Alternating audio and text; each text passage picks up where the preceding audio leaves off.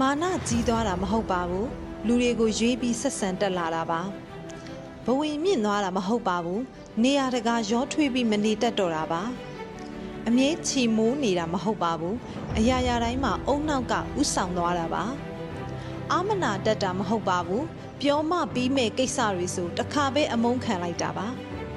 တိတ်ဆိတ်သွားတာမဟုတ်ပါဘူးတယောက်တည်းနေရတာအကြိုက်တွေ့သွားတာပါစေတနာမရှိတာမဟုတ်ပါဘူးကုညီတယ်ဆိုတဲ့စကားလုံးကိုနေရာတကာမှာအသုံးမပြုတော့တာပါပြောင်းလဲသွားတာမဟုတ်ပါဘူးအပြုံးတွေကိုနေရာတကျသုံးတက်လာတာပါ